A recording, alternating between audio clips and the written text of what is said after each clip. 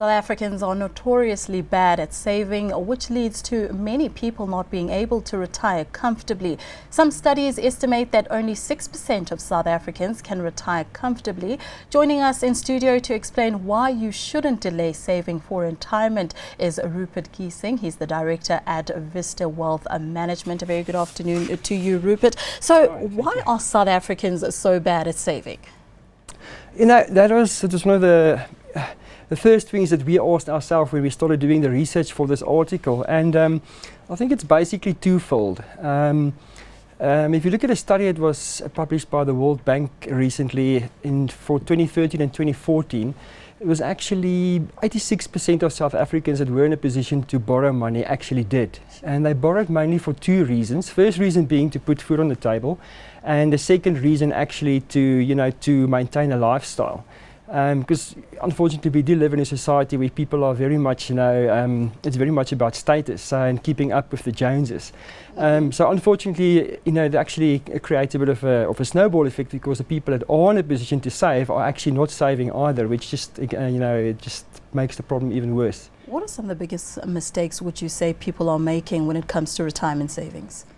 I think one of our biggest challenges is we've got a very high employment rate, and also people don't tend to work in the same job for as long as they used to in the past.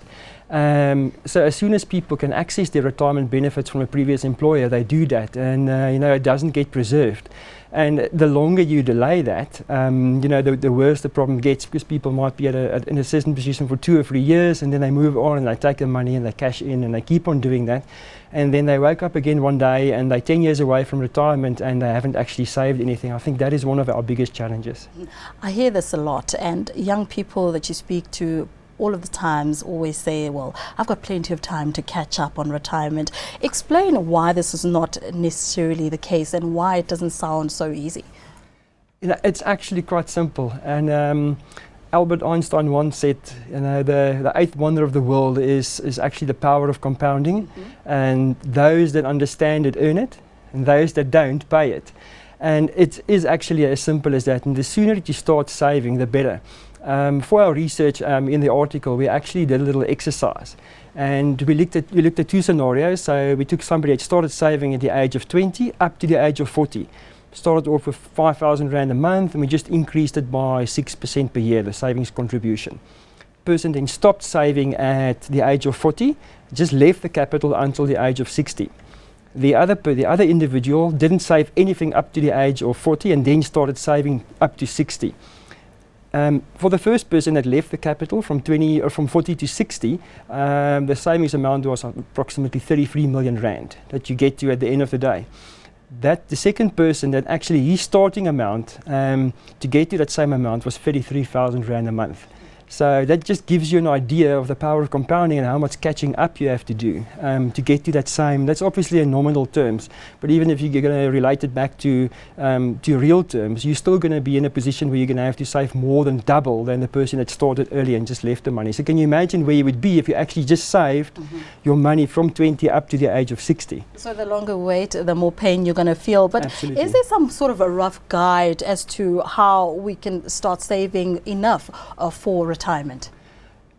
The thing is, the important thing there is people have to you have to have a goal, and you have to decide, where you want to end up, and you have to look at your time horizon. So you have to be in a position where you're going to say you're going to have to do some proper financial planning, whether you sit down with a financial planner to assist you with this, or if you have the skill and ability to do it yourself, you're going to have to do the math. So you're going to have to say, I'm happy to retire, for example, if you are 30 years old and you want to retire when you're 60. I've got 50 years to save, and I'm happy to retire with 50% of my current salary. So if you just go and do a little bit of math and you see what kind of capital you need now in order to sustain that salary now, and you grow that forward by inflation for 30 years, that will give you an idea of where you have to be.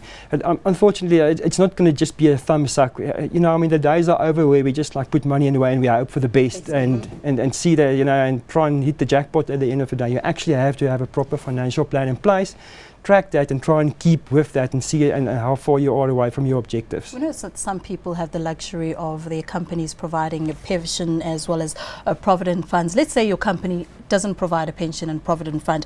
What are some other savings vehicles that would you recommend in order for someone to go ahead and start saving towards retirement? You know, one of the best savings vehicles for that purpose is still a retirement annuity, and especially with the changes in legislation last year that lump pension funds, provident funds and retirement annuities together, where you can actually now save 27.5% of your taxable or your gross salary on an annual basis. It's still the ideal vehicle to save for retirement, because you get the tax benefit of the tax deduction, and all the money that you're putting away and saving, all of that still grows at a tax-free rate as well.